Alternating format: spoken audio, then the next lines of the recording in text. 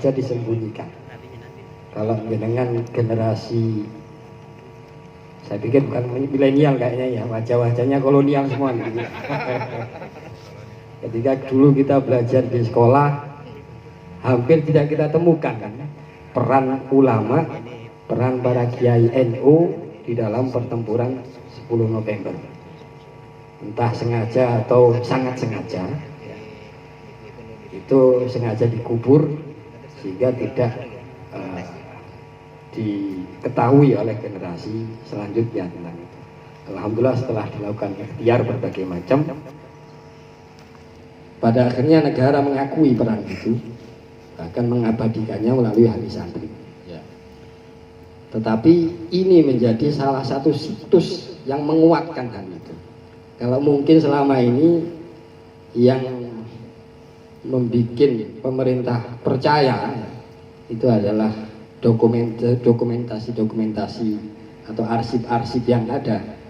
Kalau sekarang kita berada pada sebuah situs yang nyata bahwa ulama pernah mengorganisir ataupun mengatur strategi dalam pertempuran 10 November yang sangat-sangat tidak mungkin untuk dibantah lagi, bahwa gedung ini adalah menjadi artefak sejarah yang semakin membuktikan bagaimana peran ulama NU, bagaimana peran Mbah Hashim, Mbah Wahab, Mbah Bisri dan para ulama sepuh tersebut ketika berjuang di dalam pra atau saat dan pasca pertempuran Sumpener yang kemudian kita abadikan dalam resolusi jihad juga. Di antaranya seperti itu mungkin. Jadi kalau kita dengarkan semua dari beberapa narasumber ya, ini masih menjadi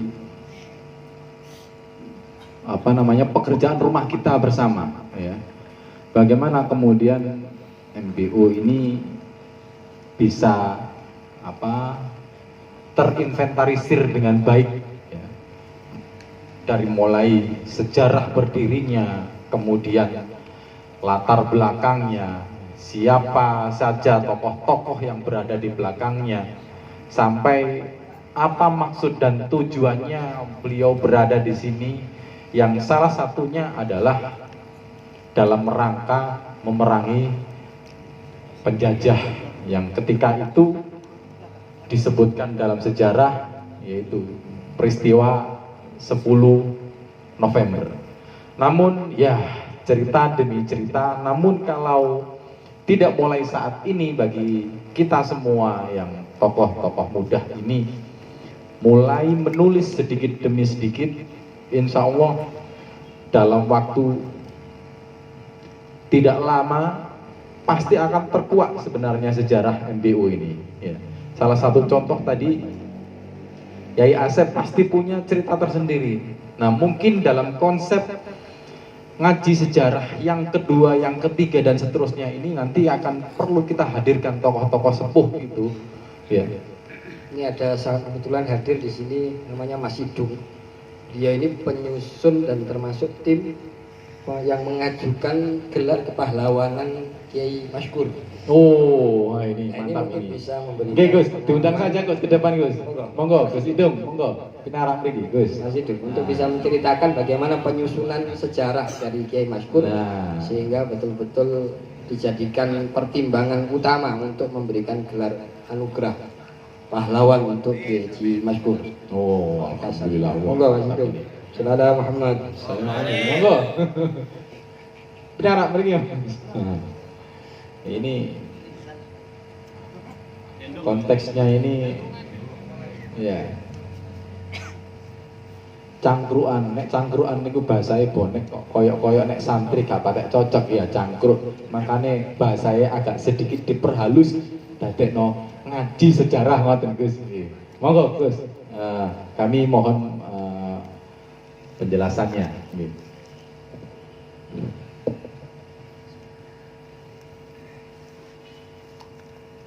Assalamualaikum warahmatullahi wabarakatuh. Waalaikumsalam warahmatullahi wabarakatuh. Saya tidak tahu kalau acaranya ngobrol begini, saya datang atas perintah ketua saja. Siap, ngoten nggih. Kalau cerita mungkin panjang, karena proses itu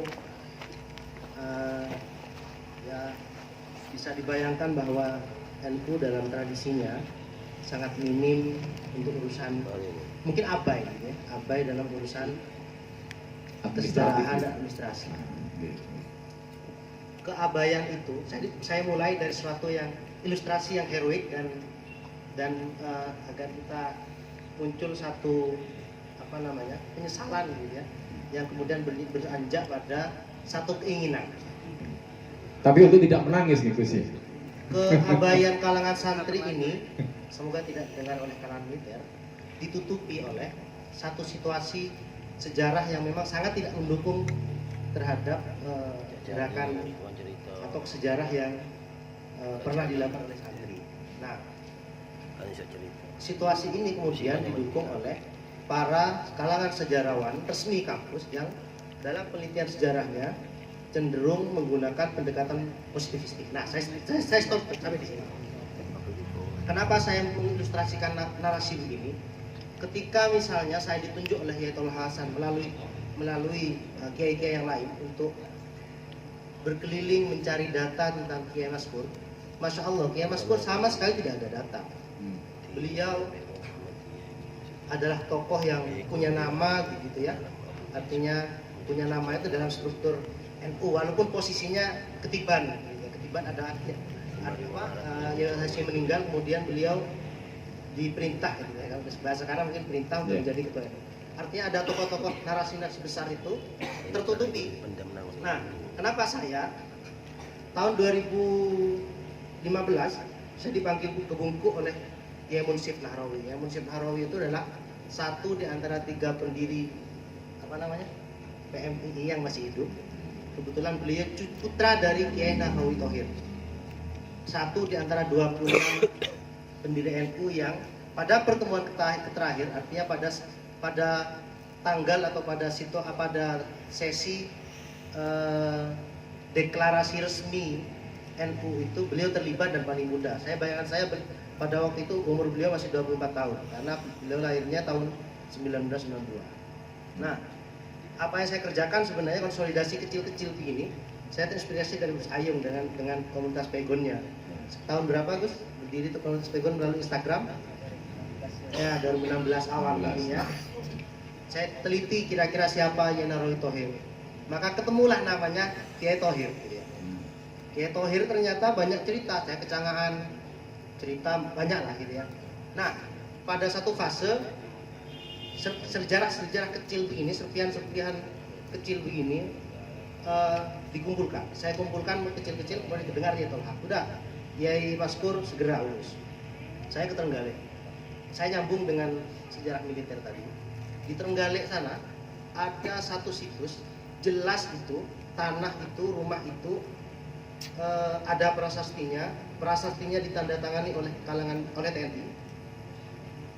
Pemiliknya sampai sekarang masih generasi kedua masih hidup, menyebut bahwa rumah itu tempat singgahnya Panglima Sudirman. Tapi tidak titik di situ, kalangan militer titik di situ. Tetapi ada satu kamar berhadapan, itu tempat tidurnya Kiai Maskur. Sejarah ini lisan ada. Saksinya ada, prasastinya ada, bantalnya ada, kursinya ada, kasurnya ada. Sambu itu apa namanya? Tirai ya? Tirai masih ada. Tapi catatan ini tidak akan pernah Anda temukan dalam pusdiklat TNI di Mabes TNI di Batasan.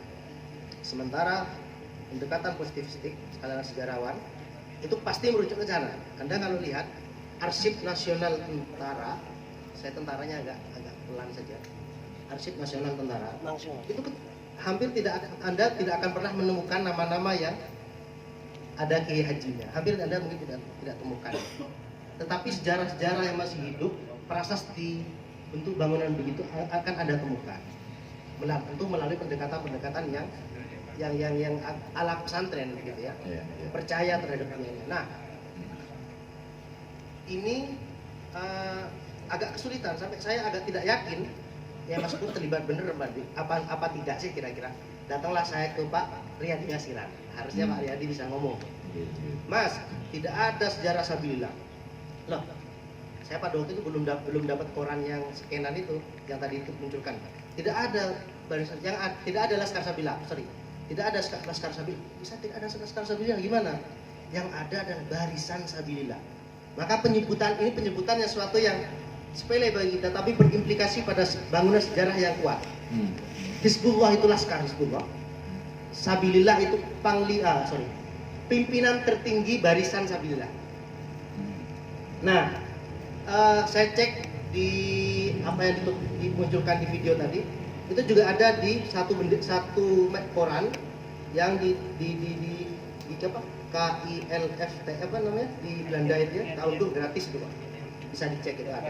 Artinya zaman-zaman itu ada konsolidasi yang dilakukan oleh kalangan pesantren. Nah, koma di sini. Kemudian saya sowan ke Pak almarhum Kiai Maskur, anak satu-satunya Kiai Maskur. Nah, satu kalimat yang membuat saya yakin adalah yakin karena kita percaya Kiai, bukan ini maksud saya di luar pendekatan kampus. Mas, Abah tuh dia pernah ngendikan. Ketika saya itu Pak Saiful Maskur datang ke Situbondo. Datang di Situbondo, sowan ada tugas karena beliau PNS, ada tugas apa begitu di Kemenak ke Situbondo, sowanlah dia ke dalam Sukorejo. Loh, Anda kira-kira kalau bahasa Indonesianya itu, Anda putranya Kiai Maskur? Ya, saya putra Kiai Maskur, putra tuh. Loh, saya itu keangkat adalah orang yang dibaiat di masjid ini oleh Kiai Maskur untuk mengikuti perang di 10 November, kira-kira begitu. Nah, orang kalangan kampus dengan pendekatan sejarahnya historis dengan 4 tahap itu mungkin tidak akan bisa melihat ini, tapi sebagai seorang santri, apalagi tasawuf, pasti apa mungkin Kiai As'ad bohong, kira-kira begitu kan ya? Apa mungkin Kiai As'ad bohong?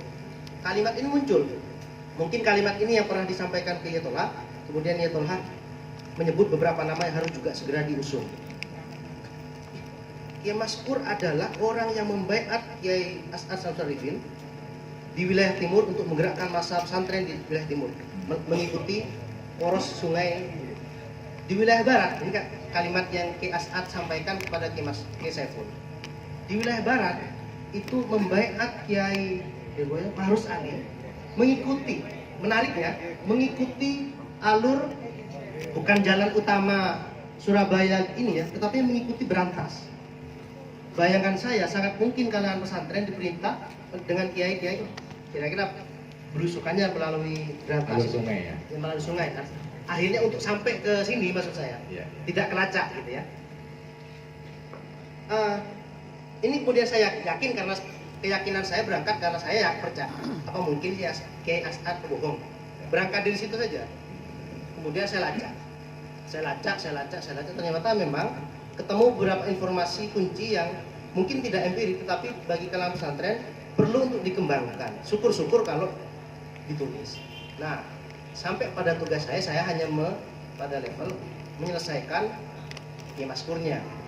Alhamdulillah dari sekian proses kerja 3 bulan Oktober, November, Desember itu, kemudian tanggal 7 Desember kita seminarkan di Astranawa, ya. Astranawa, ya 2,5 bulan lah kita kerja ke Trenggalek dan macam-macam. Sebagai penutup,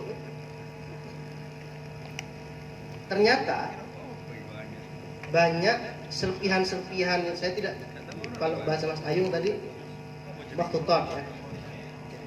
Kalau maktutat mungkin agak sulit bisa dibuktikan dan dipastikan bahwa itu betul-betul satu fakta sejarah panjang dan lengkap. Tetapi kita bisa merangkai dari informasi-informasi kunci.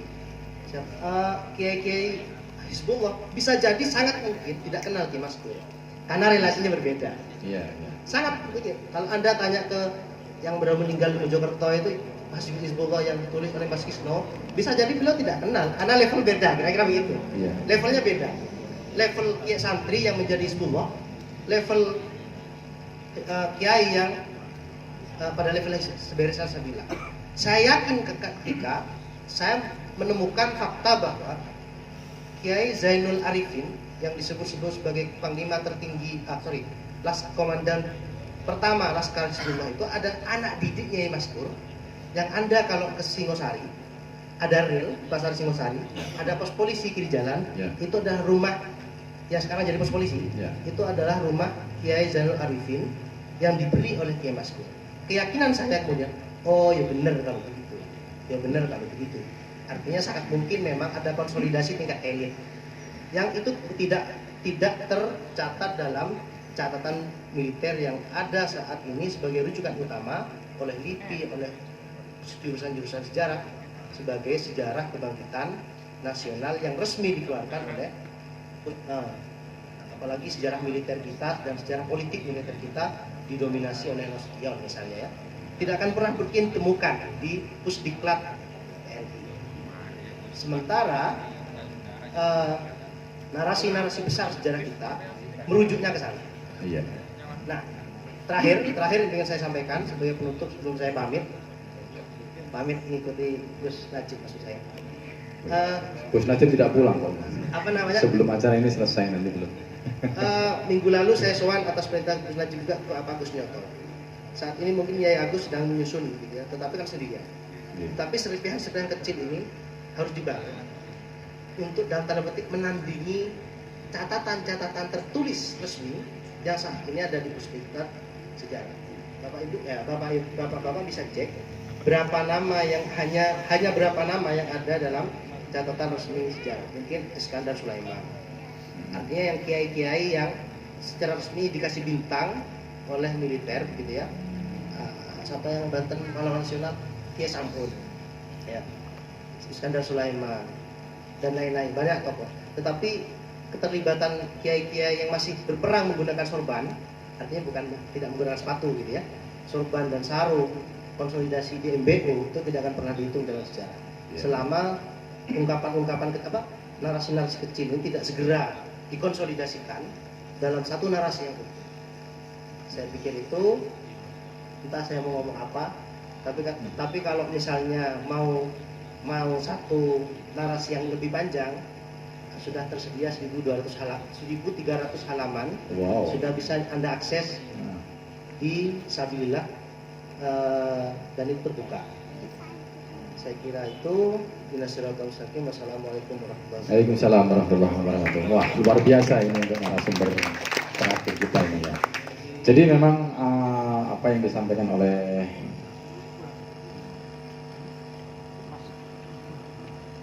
Gus Idung ini cukup menarik ya, dan ini menjadi PR kita bersama para sahabat ya, bahwa kita memang tidak bisa meninggalkan sejarah. Tanpa sejarah kita juga tidak ada artinya. Artinya bahwa hari ini yang dinamakan pemuda, seperti yang saya sampaikan di awal tadi, pemuda itu harus bergerak. Bergerak bisa di mana saja. Salah satunya adalah literasi. Nah, literasi inilah yang menjadi penting bagi kita, yang nanti di kelak kemudian hari akan menjadi catatan-catatan sejarah bahwa dulu konon pernah ada cerita, dan bahkan ini bisa menjadi tinggalan untuk anak cucu kita nanti, bahwa ini dulu mbah saya itu pernah, minimal pernah ikut misalkan ya nempel bendera NU di MPO itu akan menjadi cerita, dan ini memang menjadi seolah-olah menjadi PR organisasi besar kita, bahwa administrasi itu menjadi penting ya, khususnya catatan ya. Apapun bentuknya catatan-catatan itu, jika catatan itu dikumpulkan suatu saat akan menjadi tulisan yang luar biasa. Dan ini terbukti bahwa keberadaan MBO ini belum banyak yang tahu. Kalaupun tahu masih berkisar hanya garis besar saja. Yang mana potensinya itu akan perlu kita gali terus. Bukan hanya MBO, mungkin aset-aset yang dimiliki oleh NU yang lainnya selain MBO ini juga perlu ditulis. Nah, ini menjadi tugas kita bersama, dan ini bukan menjadi tugas yang mudah, tugas yang berat, khususnya generasi-generasi muda, generasi milenial yang saat ini, yang notabene teknologi ini menjadi ia menjadi tonggak gitu ya, bahwa apa yang tidak bisa dimudahkan dengan teknologi. Baik, sebelum acara ngaji sejarah ini kita akhiri, saya ingin ada sesi tanya jawab dulu ya. Nah, biar tidak terkesan hanya narasumber saja yang menyampaikan materi, namun tidak diberikan kesempatan bagi audiens untuk bertanya. Monggo, nanti akan saya bagi 2 atau 3 sesi, 1 sesi 2 penanya saja. Oke, saya buka sesi yang pertama dulu, 2 penanya. Oke, sahabat Arif yang kedua. Oke, langsung saja monggo. Silakan sahabat. Salam. Saya cuma hanya punya usulan. Oh, usulan. Tidak dalam kapasitas saya untuk menerangkan sejarah MPO karena saya dari kaum milenial, bukan kolonial kata Gus Najib kan. Saya kira zaman old. Artinya di sini ada orang yang berperang yang perlu digali. Bahwasanya beliau sendiri sedikit banyak mengetahui sejarah tentang MPO walaupun pada era setelah resolusi JA, karena beliaunya yang sekarang menempati gedung ini dalam hari ini mungkin security atau juru kunci. Wah, juru kunci. Empun security. Security atau juru kunci yang pada waktu dialog kecil dengan kami tim dari WAU ini kita gali informasi. Iya. Banyak masuk tentang sejarah MPO. Tapi alangkah baiknya ketika dalam momen yang bagus tadi beliaunya diundang untuk minimal menggali informasi supaya akses ke depan tentang sejarah MPO ini bisa masuk ke literasi sejarawan NU yang ada sekarang ini. Iya. Dan yang terutama nanti bisa sambung silaturahim ketika sahabat-sahabat yang lain ingin berkunjung tanpa kita dari tim MPU pun bisa langsung sowan ke sini. Siap. Ini menarik ini, menarik. Yaitu juru kunci Ustadz Ghazali. Oh, Ustadz Ustadz Ghazali. Salam warahmatullahi wabarakatuh. Oke, sementara saya tangguhkan dulu. Ini penanya yang kedua. Oke, monggo.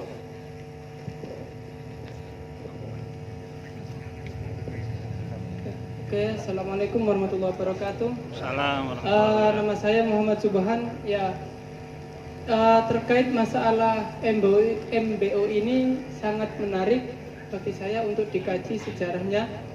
Apalagi baru saja dikampanyekan oleh Nahdlatul Ulama Jawa Timur. Di sini saya akan saya akan mempertanyakan untuk MBO ini. Yang saya ketahui bahwasanya di sini adalah tempat konsolidasi Laskar Hizbullah.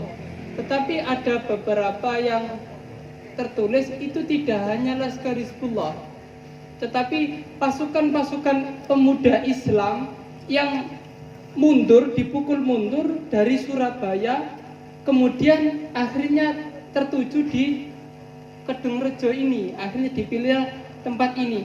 Tetapi untuk sebelum tempat ini itu ada beberapa tempat di Surabaya. Ada yang mengatakan itu di pabrik kulit wilayah Wonocolo. Itu ada juga tempat markas sebelum runtuhnya di Gunung Sari wilayah ya Surabaya sana. Kemudian ada juga yang di wilayah Darmo dan ada juga yang di wilayah Kembang Kuning. Tetapi yang saya ketahui kok masih saat ini yang terbaru ini kok cuma ini yang terbuka. Apakah hanya ini saja yang miliknya orang NU, sedangkan yang lain sudah hancur seperti yang diterangkan oleh Gus Idung tadi yang di Singosari, bahwasanya tempatnya Laskar Hizbullah di Singosari itu sekarang menjadi kantor polisi. Ya. Apakah di pabrik kulit, kemudian di Gunung Sari, kemudian di tempat-tempat lain itu juga sudah berubah bentuk menjadi rumah orang atau bagaimana ya? Terima kasih. Assalamualaikum warahmatullahi wabarakatuh. Langsung mawon ini domainnya Gus Rijal ini. Ya. Monggo Gus, dimaksudin langsung Gus. Ya, terima kasih Mas. Jadi kalau kita berbicara mengenai bangunan, maka ini adalah salah satu MBU, markas besar ulama Jawa Timur, MBU BDT. Tapi kalau misalnya kita lacak pada aspek kesejarahan, ada beberapa titik yang pernah dijadikan oleh para ulama sebagai markas besar. Yang pertama itu di Blauran Gang 4 nomor 5, di Blauran Gang 4 nomor 25 di rumahnya Kiai Yasin. Ini adalah markas awal yang kemudian dijadikan sebagai salah satu basis di dalam mempertahankan kota Surabaya pasca resolusi JIA. Tapi kemudian markas ini dihancurkan oleh tembakan dari pesawat, ya. Sehingga kemudian para ulama mau memilih mundur, kemudian memindahkan basisnya. Sampai kemudian kalau perkiraan saya, awal Oktober sampai akhir November itu, sampai pertengahan November itu markasnya masih di Blauran Gang 4 nomor 5, nomor 24 di dalamnya Kiai Yasin. Kemudian itu dibombardir sedemikian rupa sehingga kemudian para ulama memindahkan markasnya mundur ke arah sini. Meskipun ada beberapa kemungkinan bahwa sebelum menempati dalam ini para ulama berpindah-pindah. Karena saat itu tidak mungkin yang namanya markas besar itu diumumkan secara terbuka. Itu akan memantik reaksi mata-mata musuh untuk melakukan pengeboman. Padahal saat itu di Blauran itu adalah salah satu basis pertempuran terdahsyat. Karena menurut kesaksian, misalnya dari kesaksian Des Alwi Abu Bakar, anak angkatnya Bung Hatta yang datang ke Surabaya sebagai pejuang sekaligus sebagai wartawan, itu mencatat bahwa setiap hari menjelang detik-detik pertempuran 10 November itu ada seorang kiai misterius yang menggunakan jubah berdiri di depan Gang 1 Blauran, dan setiap hari, setiap malam itu beliau kiai misterius ini membagikan air. Sekarang air mineral enak, dulu gak ono. Membagikan air, gak ono ali-ali jangan air suwu Gus. Misalnya membagikan air suwu, membagikan air suwu kepada para pejuang. Dan uniknya para pejuang yang minta suwu kepada beliau itu bukan hanya dari kalangan Islam, tapi dari kalangan non Muslim itu juga minta. Makanya ada seorang sahabatnya Bung Tomo tadi, namanya Dr. Siwa Besi. Dr. Siwa Besi itu non Muslim dari Maluku. Bilang kepada Bung Tomo, Bung, saya ini non Muslim, tapi kenapa saya ketika mendengar suaramu ketika bertakbir, aku ikut gemetar dan aku ikut bersemangat. Kata Bung Tomo, itu karena engkau sudah memahami hakikat dari makna Allahu Akbar. Kalau saya sekarang kan takbir malah gitu. Takbir jadi dengan persekusi, apalagi kemarin. Nyet, mana KTP-mu? Banser dikokon ngono. Nyet, mana anjing lu? Ayo kita takbir lu. Mari ngomong monyet, anjing ngejak takbir, gak gendeng. Ya kan. Oh, enggak ketemu banser baru, diajar.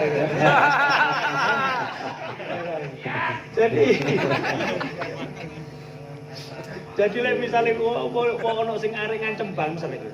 Nyet, mana KTP-mu dibalas? Apa su? Gitu ya. Cara Surabayaan. Nah, kembali ke MBU. Jadi ini adalah seorang kiai misterius. Kiai ini yang kemudian disebut ya oleh para saksi mata itu kiai misterius. Saya menduga beliau ini Kiai Abbas Bontet dari Cirebon, ya kan? Yang konon dengan bagiannya dilemparkan itu bisa merontokkan pesawat musuh. Wa alam bisawab, itu kesaksian beberapa orang. Nah, Blauran, jarak antara Blauran, pasar Blauran sekarang itu ya, dengan viaduk yang di depannya kantor Tugu Pahlawan itu adalah medan tempur yang paling brutal, itu ada di situ. Jadi yang kiai misterius ini setiap hari itu habis membagikan air suwu, itu gandeng tong. Kemudian tong itu ditegakkan, dia berdiri memberi semangat. Ayo maju. Itu ditembaki mitralior itu enggak mempan. Wah, kok metrik ngono. Wos gitu ya. Misale gitu. Oh, tang gitu ya. Iya, langganan Gus. Nah, itu enggak mempan. Hingga akhirnya pasukan itu maju terus. Ada yang banyak tergeletak mati menjadi syuhada. Lalu kemudian dia ini naik di atas sebuah bangunan yang sekarang dipakai sebagai gedung gubernuran. Naik ke atas mengkomando pasukan di bawah untuk terus maju menyerang. Kemudian tank Sherman itu mulai maju, ditembaki para prajurit itu, para mujahidin itu. Pak Kiai tetap. Hingga akhirnya apa? Pimpinan komandan tentara Inggris itu heran. Ini siapa orang ini? Dan ini kelemahannya apa? Ada kemudian mata-mata yang membisiki, orang ini memiliki ilmu kekebalan, orang ini memiliki ilmu Jawa kuno. Satu-satunya yang sanggup merontokkan ilmu ini itu adalah tembakan dari orang yang bermata sipit, titis itu bahasanya. Akhirnya apa? Sniper lah yang dibikin. Sniper dimajukan, itu ditembaki tank itu tidak mempan. Kemudian apa? Pakai pesawat itu, pesawat cocor merah itu, dijuluki pesawat mosquito alias pesawat nyamuk karena bunyinya seperti nyamuk. Ngoeng, blur itu kan. Itu kemudian apa? Kena sniper. Di sniper itu kepalanya itu tidak mempan. Bleset. Hingga akhirnya apa? Ya kayak film-film zaman dulu di tempat nonang dodo di mak. Ambruk. Kiai-kiai yang lain para pejuang itu kaget. Kiai kita jatuh. Cari jasadnya. Cari jenazah. Digoleki jasate kuwi ora ono. Iki nang ndi wong iki? Sore-sore metu meneh, ayo perang maneh. Tawrat. Ya, ilmu seperti itu. Termasuk yang di Sidoarjo ketika pasukan itu terdesak mundur. Jadi prediksi dari orang-orang Inggris Surabaya itu jatuh kurang lebih 3 hari. Itu meleset. Taktik militer itu memprediksi Surabaya itu jatuh kurang lebih 3 hari. Karena apa? Dikepung 24.000 pasukan. Ini pasukan yang berpengalaman di medan tempur Afrika Utara datangkan, berpengalaman di medan tempur Rimba di Burma alias Myanmar datangkan, pengalaman bertempur di Palagan Eropa datangkan semua. Hingga kemudian apa? Tank-tank terbesar, tank Sherman itu bobotnya 30 ton, itu ditempatkan di sini. Bombardir di Surabaya, darat, laut, udara hancur semua. Tapi ternyata apa? Surabaya baru takluk kurang lebih hampir 1 bulan. Jadi para pasukan itu saat itu bertahan dengan logistik. Logistiknya di mana dipasoknya? Di antaranya di MBODT ini. Markas besar ulama Jawa Timur ini. Pakai apa ke Surabaya? Rel. Jadi kalau menurut catatan Bung Tomo, itu seringkali ketika pasukan bertempur di sana dipasok nasi bungkus itu dari menggunakan kereta api ke sana. Sehingga sekadangkala para pejuang itu gak mau bermangan. Banyak sekali nasi-nasi bungkus itu yang kemudian harus basi. Tapi yang kemudian sangat mengerikan adalah ketika berangkat itu membawa nasi bungkus, pulang membawa jasad para pahlawan, para syuhada. Ini terus demikian rupa. Itu diantaranya front-front warung sini. Makanya ada beberapa orang dari Tebuireng, santri Tebuireng Hizbullah itu baru diterjunkan tempur di Surabaya tanggal 12 November. 2 hari setelah ultimatum Sekutu. Itu diterjunkan ke sini berjalan kaki sebagai naik truk kayak di film Sang Kiai. Itu masih muda semua. Makanya ketika berangkat itu beberapa ya sing jenenge wong ya arek-arek ya wedi lah ya. Kowe saiki perang apa arep bal-balan karo Arema ya wedi ya semangat kan itu kan ya. Bonek-bonek. Zaman ini gitu. Makanya kemudian para kiai tanya, "Kamu siap mati?" "Siap." "Wajib hukumnya maju." "Wajib hukumnya maju." "Siap." "Ya." "Haram hukumnya mundur." "Siap." Ono sing takon rek. "Ya Pak Yai." "Wajib maju ya?" "Wajib." "Haram mundur ya?" Lek nyamping gitu. Mundur alon-alon Gus. Nah bener ternyata. Nyampe sini itu Surabaya sudah luluh lantak. Sedangkan pasukan dari Tebuireng itu terjebak di area Waru. Ada yang masuk Surabaya, Wonocolo kan lewat sini. Terjebak, dibombardir sedemikian rupa dari darat laut udara. Sedemikian rupa, akhirnya pasukan tertahan. Peluru nih entek, mek nggawa pedang, sisane nggawa apa jenenge? Ana bedil gak ana pelurune. Lapak poae. Dan piye dan? Sik, itu komandannya. Mundur, ora oleh ora yai. Maju, tahu. Mate. Di tengah desingan peluru itu terus piye dan? Ayo nyamping. Akhirnya apa? Karambangil. Nah, kalau dari peta kan bener. Jombang ke Surabaya itu lurus maju. Haram mundur balik ke Mojokerto haram. Mau maju itu mati konyol. Kok ganti peluru? Nggak bedil tok, nanti mek ngengi tok.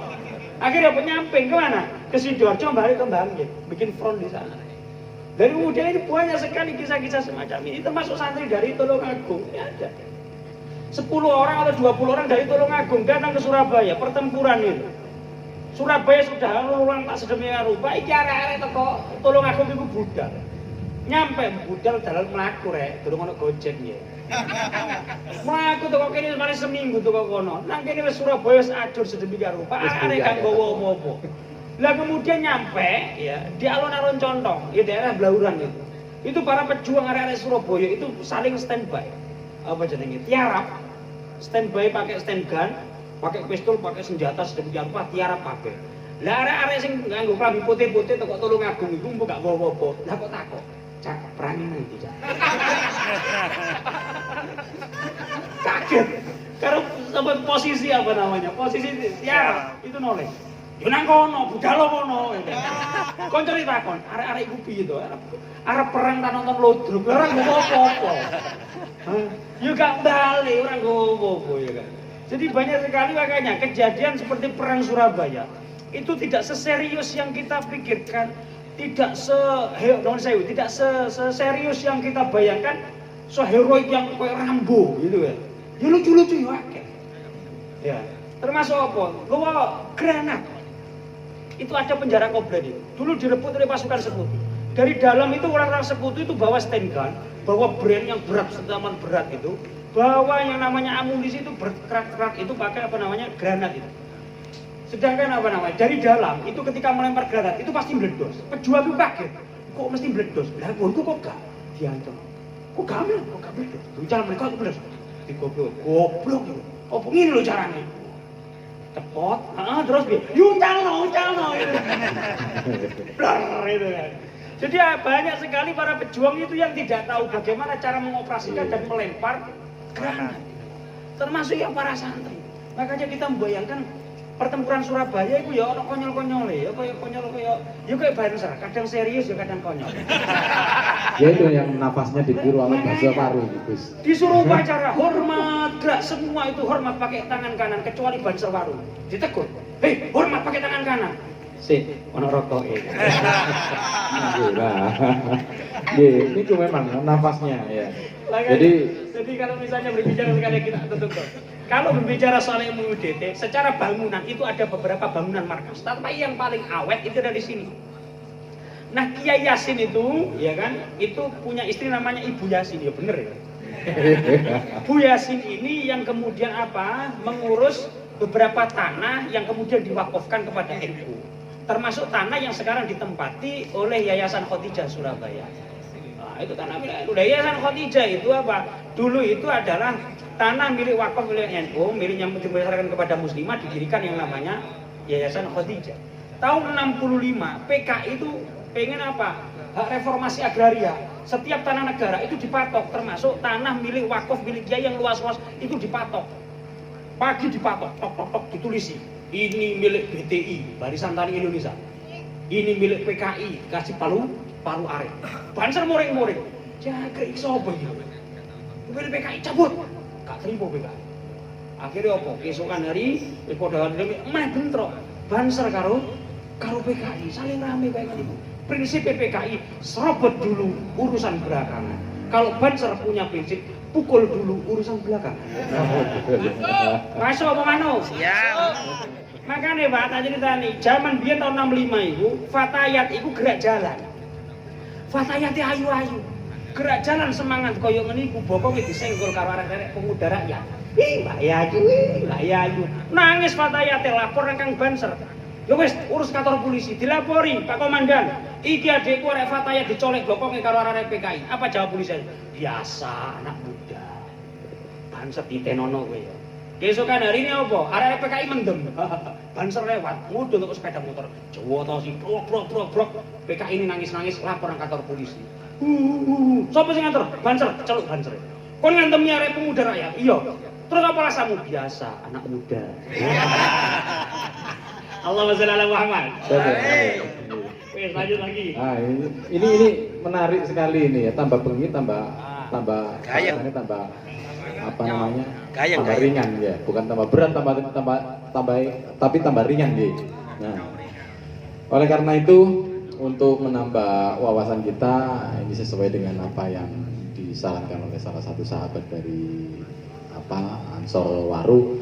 Saya ingin mendapatkan informasi dari ya ini salah satu anak manusia nggih, senes anak kewan nggih, ngapunten ya.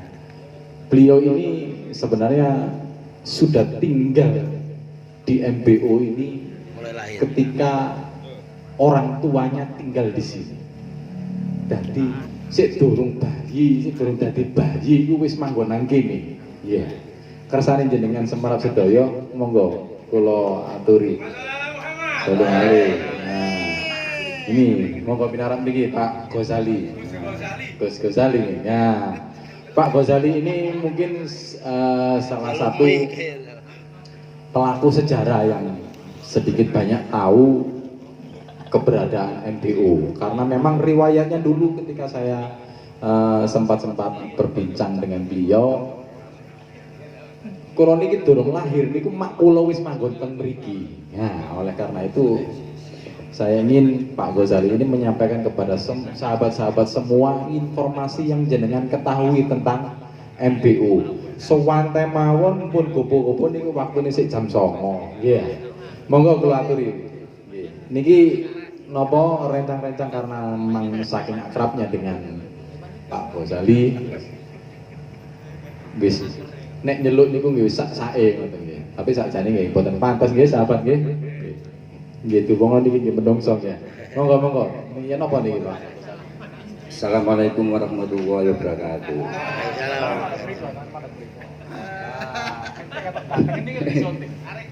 Nama saya Ghazali. Kebetulan menurut cerita bapak saya ini, bapak saya kan aslinya Madura. Dia merantau ke Waru mulai tahun 56 sampai 65.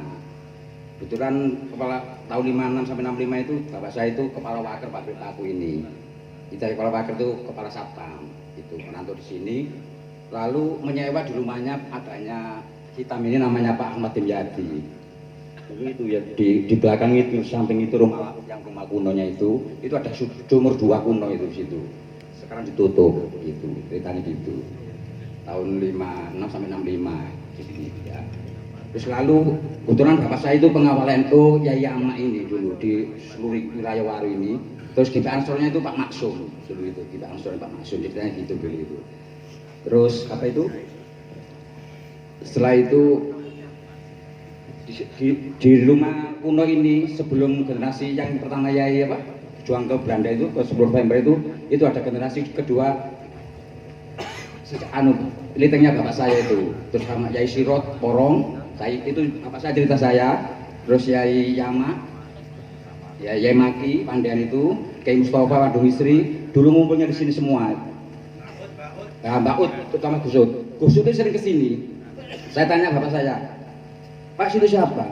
Itu Gus Ut dari Pak Purwodo Sarjo. Itu kalau ngaji seperti Yaya Mak, Bapak sepeda kuno itu, ada kebu. Nah itu, Pak saya gini. Sholat di sini, Pak Yum. Nah, itu ceritanya gitu. Kalau yang kasih NU itu. Tahun itu sekitar saya belum lahir, sekitar tahun berapa ya? Habis Gestapo itu. Nah, dulu Pak Bapakku ini katanya bapak saya itu tempatnya Gerwani dulu. Nyanyi genjer-genjer kata bapak saya cerita. Yang terus kalau yang laki-lakinya itu PKI-nya itu ditaruh di ST Waru Soda. Ngambilnya dari Mojokerto ke Jombang. Sosial iya dulu itu. Mulai tahun sosial. Iya. Jadi saya ingat terus bapak saya cerita menggali itu tahun sebelum apa? Bisa Suri ke Belanda ini Kiai generasi kedua itu. Itu ceritanya gitu panjang. Terus kalau Yai yang apa? Yang kedua itu ini dulu tempat sholat, yang di atas itu untuk ngaji. Itu Yai Ama, Yai Nur Yahya itu menurut cerita bapak saya itu. Ya, itu cerita. Jadi kita jenengan ini sudah tinggal di rumah ini sudah berapa lama? Ya kurang lebih 15 tahun. 15 tahun. Nah, 15 tahun. 15 tahun itu masih diurus PPNU pusat ya. Kebetulan kan rumah ini kalau kosong. Ibu saya kan masih menempati rumahnya ini bapak kan rumahnya hitam yang kuno itu kan ini kosong. Lalu pertama ini kan dulu pernah yang punya orang Jawa namanya Pak Ali, Pak Maskun, terus Pak apa Bul Dewi itu pasti satu keluarga itu. Nah itu paling lama sekali. Terus lalu ditempati orang Arab namanya Mat Alwi itu ya Alwi, lalu dijual begitu kelihatan ketahuan nggak jual, nggak tahu ya. Kali ini hidup sama Pak Asep itu, Kasih Walengkerto itu dulu ceritanya gitu. Terus sudah dibeli orang PBNU pusat. Itu PBNU pusat itu sering kesini, tapi 1 tahun ini kadang-kadang 3 kali, 12 kali, 13 kali habis sisa itu kesini. Mbak mobil rombongan letter B gitu. Waktu di sini pernah dijemput sini sama ya Mas Musa pernah ini. Waktu itu masih PBN pusatnya Hasim Musadi itu. Utusannya suruh ke sini. Nah, ibu kan mas suruh jaga sini kan. Saya kan masih di Kureksari tadi di Wariwi itu nunggu ibu saya. Bu, sampeyan tak dongakno panjang umur sehat ya. Omah iki jaga omah iki kurang muten ya. Saya jaga. Kalau ibu masih enggak ya ada anaknya ini. Ya, tak sampingi dijaga. Terus ibu saya itu sama utusannya Hasim Musadi PBN Pusat itu, Bu, moga-moga sampean sehat ya Bu ya, panjang umur doakan gitu ya. Terus kok nggak ada kesini berapa kali gitu, cuma dilihat-lihat aja rumah ini, nggak ada respon sama sekali gitu. Sampai ya saya nggak bohong ya ini ya, ibu saya itu ngomong gini, tolong nang kantor NU pun dia maaf baru masa dari Jakarta ngono. Lah aku kan belum ada respon dari Surabaya, kan masih dipegang PBN pusat, zaman saya masih ingat itu. Itu ya suruh Pak, cara nemen nih Pak, ambrol semua wis gak karu-karuan wis iku. Cuma itu dari PBN pusat itu cuma dilihat waktu masih bagus-bagusnya rumah ini. Coba ini. Saya tahu rumah ini, tempatnya ini buka gini, ada masih setengah meter lebih ya. Ini ros ini nggak ada pagar ini ros ini. Saya tahu rumah ini. Itu kita aja gini. Mungkin bisa tanya lagi. Jadi ini cukup menarik ini dengan keberadaan Pak Ghazali ini. Ya, jadi Pak Ghazali ini jadi YouTuber sekarang ya. Jadi YouTubernya MBO. Jadi kalau dengan itu searching di Yahoo berkaitan dengan MBO, itu tokohnya ya beliau ini. Ya. Ya. Mudah-mudahan dengan keberadaan beliau selama 15 tahun itu menjaga MBO ini tanpa terawat, tanpa diurus, ya yang gaji hanya Gusti Allah saja. Mudah-mudahan itu menjadi ladang ibadahnya Pak Ghazali. Amin. Cucunya ya. Jadi ada cerita yang menarik ini, sahabat, ketika saya diskusi dengan Pak Ghazali, meskipun sudah pernah meninggali MBO ini selama 15 tahun, beliau itu pernah bercerita bahwa beliau itu sebenarnya gak kuat nyenggoni MBO. Ya, kenapa? Karena dalam satu perjalanan tidur beliau itu jarene ngipi ketemu kiai. Ngipi ketemu kiai dikongkon genepi sembahyang. Nek kon kepingin nganggoni omah itu sembahyang sing cakep. Lah monggo sakniki ditungakaken sedaya nggih. Muga-muga Pak Ghazali niki diparingi sehat jasmani rohani agar supaya aset yang kita miliki bersama ini bisa terawat nggih.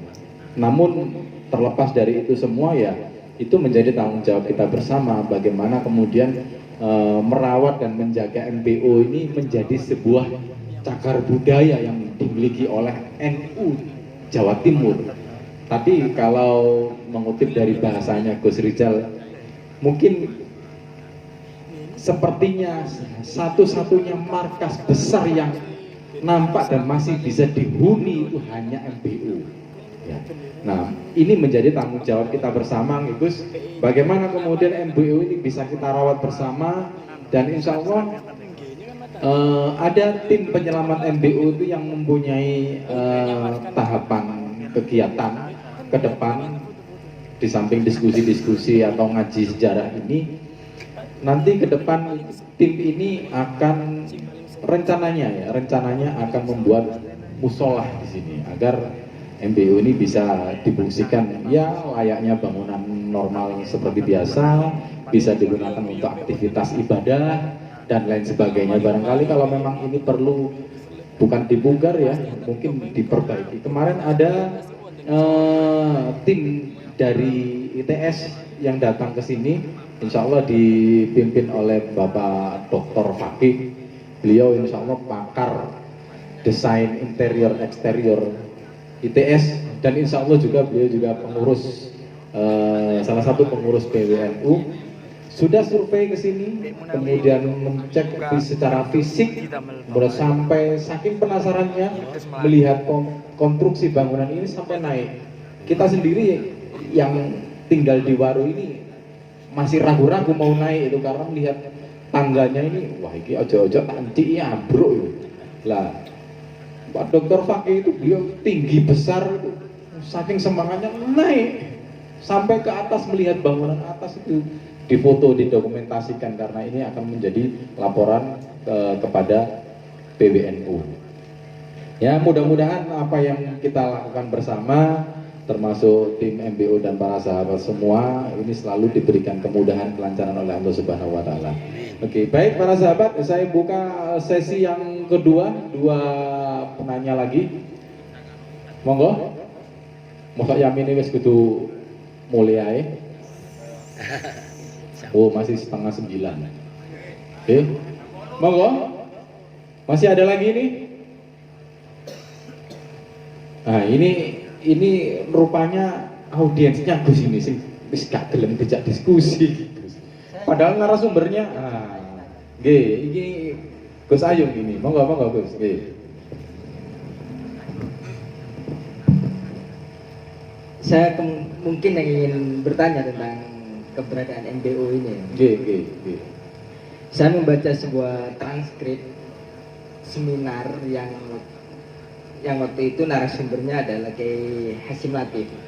Kiai Hasyim Latif ini menjadi salah satu narasumber sebagai salah satu pelaku sejarah. Kurang lebih seminarnya ini tahun 95 di Unsuri. Nah, ada beberapa hal yang menarik yang disampaikan oleh Kiai Hasyim Latif ini terkait dengan gedung ini, di mana dalam transkrip tersebut Kiai Hasyim Latif menyebutkan ada sebuah tempat di Sidoarjo ini yang menjadi tempat berkumpulnya para ulama untuk dalam rangka peperangan kemerdekaan itu, tapi bukan disebut sebagai MBO, yaitu disebutnya Markas Pertahanan Hizbullah dan Sabilillah. Apakah gedung itu yang dimaksud sama Yayasan Latif ini gedung ini atau ada gedung lain? Nah, ini mungkin ingin saya tanyakan kepada orang-orang Sidoarjo. Itu satu. Yang kedua, saya juga masih berpatokan sama transkrip itu. Sayangnya masih belum sempat saya ketik ulang. Mungkin dalam waktu dekat nanti coba saya share lebih lanjut. Ada penamaan MBO itu tidak serta-merta ketika berada dalam tempat di sini. Ketika berada dari perpindahan dari kediamannya Kiai Yasin sebelum November itu, kemudian setelah November terdesak pindah ke Sidoarjo, pindah ke sini, itu proses konsolidasi para pejuang santri dan para kiai ini tidak benar-benar terkonsolidasi dengan sangat sistematis. Tapi ya teko wesnya sangone perang budal, tidak ada pengorganisiran yang benar-benar rapi. Nah, baru ketika terdesak ke Mojokerto pada tahun 1946 awal itu, baru di sini mulai diatur adanya pengorganisiran. Nah, ini ada beberapa momen-momen sejarah di mana hal itu sangat mungkin. Nah, pertama bisa kita tarik misalnya Hizbullah ini kan berdiri jauh sebelum perang kemerdekaan. 15 Desember 44. 15 Desember 44. Sabilillah 8 November 45. Nah, pada 22 Oktober, 21-22 Oktober ketika musyawarah di Bubutan itu untuk mencetuskan yang kemudian kita kenal dengan resolusi jihad, itu kan bukan sekedar kayak Hadratus Syekh Hasyim Asy'ari itu membacakan maklumat begitu saja, tapi ada proses diskusi, ada proses semacam basul masail. Kira-kira Belanda datang ke sini lagi ini boleh nggak kita berjihad? Nah, tapi selama ini kita tidak pernah mengetahui detail tentang diskusi pada tanggal 21 sampai 22 itu, selain hanya naskah resolusi jihad yang ada di Harian Kedaulatan Rakyat. Bagaimana seperti itu? Nah, saya menemukan sebuah catatan kecil berupa semacam surat seperti itu di salah satu sela-sela kita yang dimiliki oleh Kiai Soleh Lateng di Banyuwangi. Nah, di sana dari jenis kertasnya dan penulisannya identik dengan milik Kiai Saleh, dan produksi kertasnya pada tahun-tahun 40-an. Nah, di sana ditulis tentang beberapa dalil-dalil jihad, tentang beberapa dalil-dalil yang berkaitan dengan jihad. Saya meyakini, saya menduga catatan ini berkaitan dengan waktu diskusi 21-22 Oktober itu. Jadi kiai-kiai yang diundang, kebetulan Kiai Saleh salah satu kiai yang diundang, itu tidak hanya datang